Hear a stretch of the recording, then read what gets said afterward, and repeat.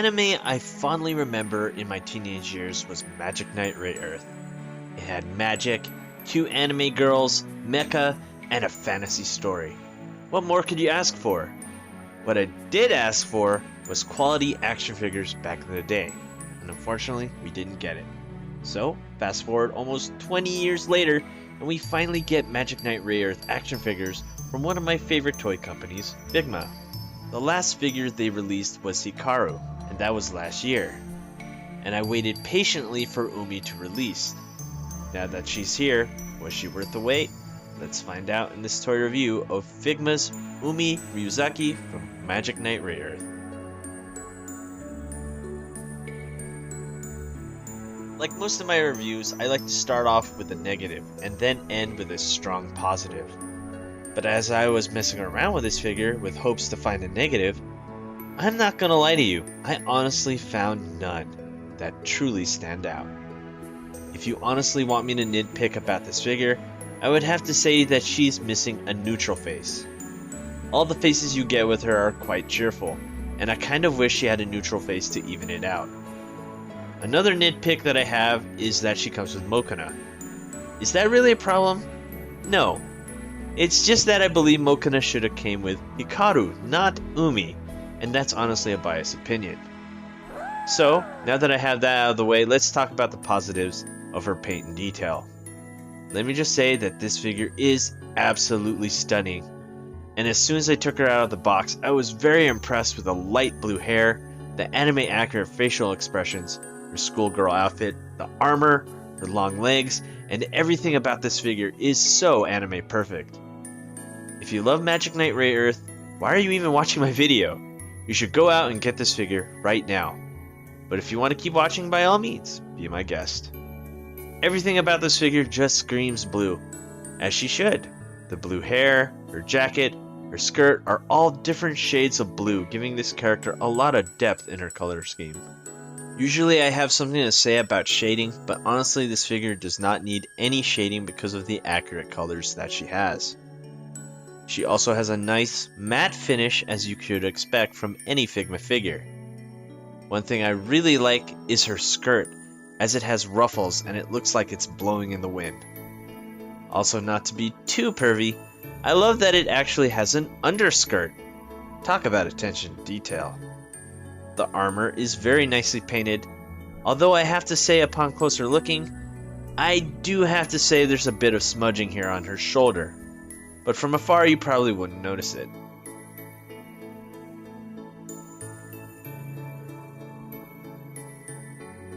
Everything about this figure is gorgeous, and I absolutely love everything about her.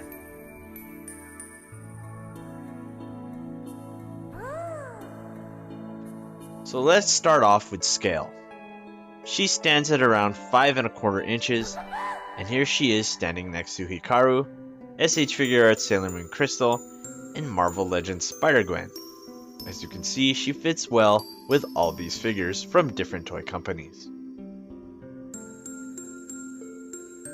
Now let's look at her articulation.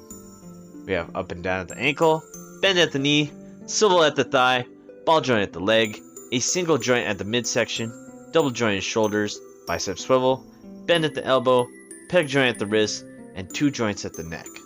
Also, there's 2 joints at her hair, which is really nice as you can adjust her hair any way you like.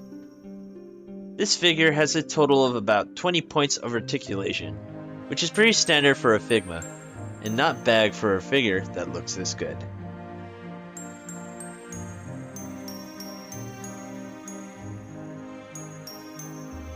When looking at accessories, it looks like she comes with the bare essentials, which is 4 extra hands, 2 extra faces, stand, Mokona, and her sword, the Rapier of Escudo.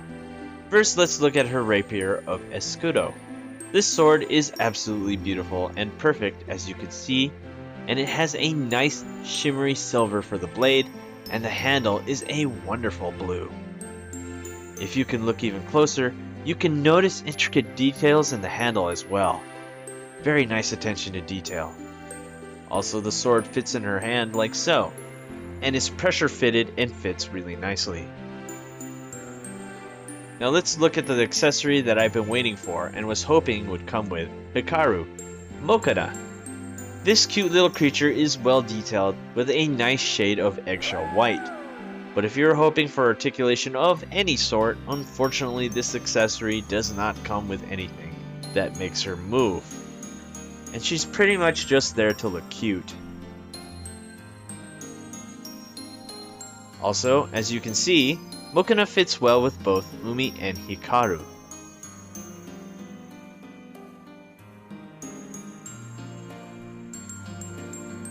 Looking at the extra faces, you get a yelling face, a winky face,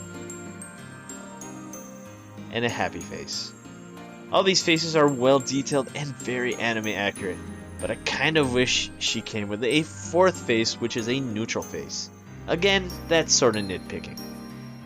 The stand that you get with her is a standard Figma stand, really tight and fits into her back like so. Nothing too special here if you've been collecting Figma figures. Overall, there's nothing too much to complain about in the accessory section. Sure, she can have more hands, but honestly, I'm just glad that you get Mokana.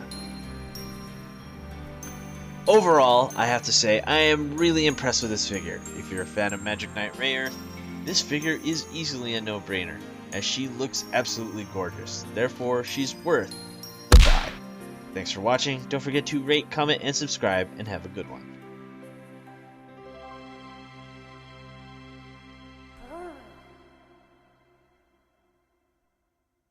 Hey you! Thanks for watching. Rate, comment, and subscribe. Where? Right here. Not there, right here. You. And thanks for watching. So, rate, comment, and subscribe. Right here, right there, right here. Yeah.